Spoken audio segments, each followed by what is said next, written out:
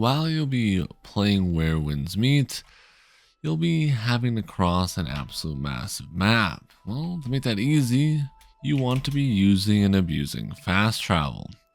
This move right here, we can fly through the sky, is one of the best ways to get across the map. We can use my personal favorite, is the super fast running move here. This allows us to fly everywhere on the ground, making sure we do not miss any important details such as chests or quests, because while you're in the sky, sometimes you can miss those more minor details. Not only does this move allow me to run much faster, but I can also skip over water.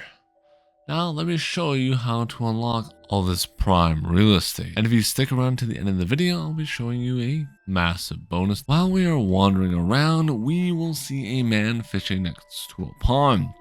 Go and talk to him. You'll be able to see him on the map here, located by the blue notepad. After we are done conversing with our fellow fisher rat, we will then get our first taste of real flight. This is just the tutorial, as there is a few more steps we need to take to fully unlock this. But after we're done getting our fill of excitement, we are brought back down to earth, literally, and we are standing right next to him. We then have to proceed to talk to him again. He will then give us a parkour puzzle where we have to jump on some red barrels. The major caveat here is if you don't talk to him again like I did, you'll be halfway through the jumping puzzle before you'll realize what has happened. So talk to him, click Rennie, and you're good to go. Here the puzzle is actually relatively simple. As long as you have hands and at least an IQ of double digits, I believe you can handle this.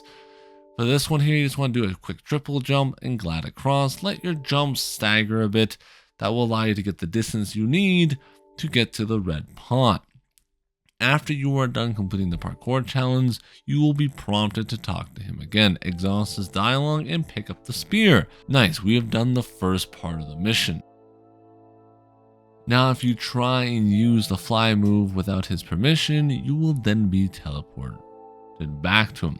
Here he'll give you a quick slap on the wrist and telling you you can't do it yet, you ain't got the dog in you.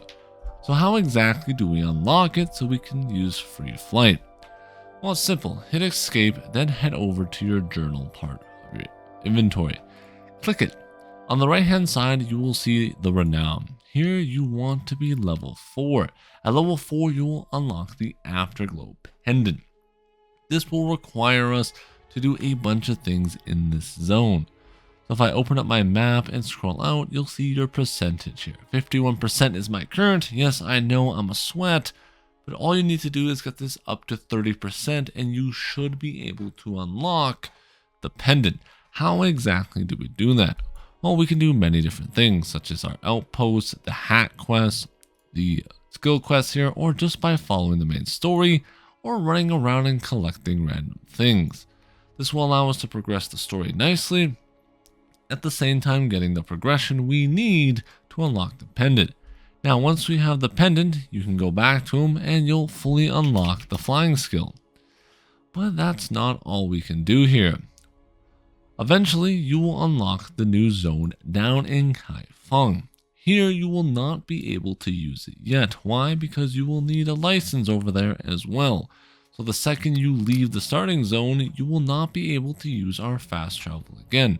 The way you get the flying skill in Kaifeng is the exact same way we got it here, by leveling up our percent of completion of the zone. That's how we get our flying skill. So what about our speed running skill? How exactly do we unlock this? As this one is arguably even better than the flying one, as this allows you to traverse the map with absolute ease, while at the same time spotting out bandit camps, looking for NPCs, and not really missing anything.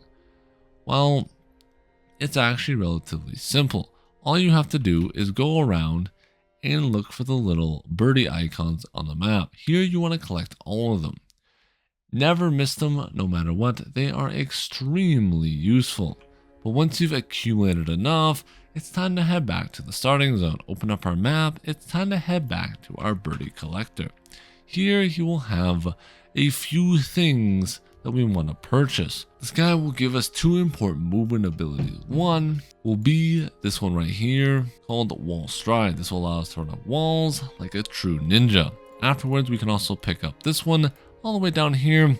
This is called Swift Stride. This is the one you see me using as I fly across the map like the Roadrunner, zooming past everything. Now, there is a few tips while you're using this that I want to break down to make your traverse a little easier. One, every time you hold space for like 1 to 2 seconds, it will put you into flying mode. Here, at each dot, you want to make sure you click space, as this will give you the maximum amount distance.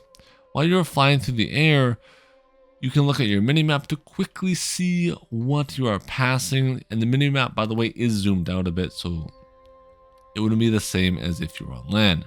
And while you're flying, you can hit 1 at any time during this interaction, and you will go immediately back to the ground, meaning you can use this to quickly traverse into high places with really no downside. So you see a high cliff you want to get on top of, just use this and fly all the way up, and then smack down 1.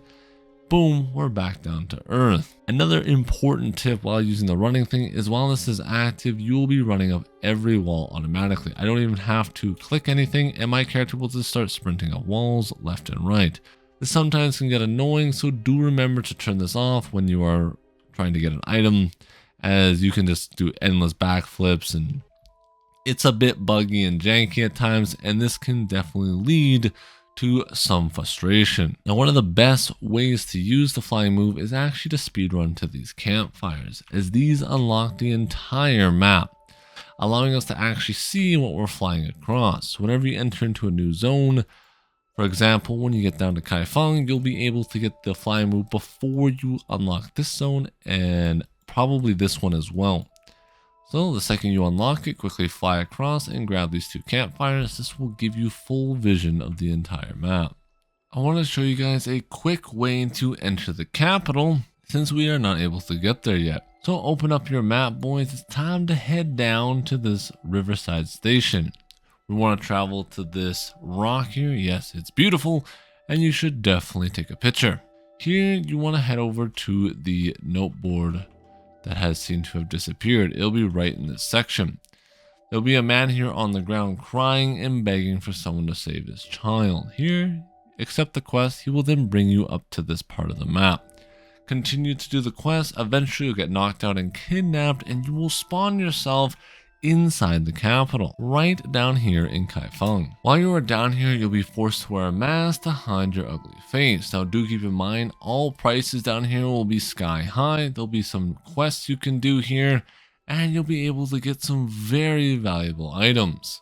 If you're interested in that, like and subscribe and follow your boy, as I will be breaking down some of the insanely broken items that are located in here.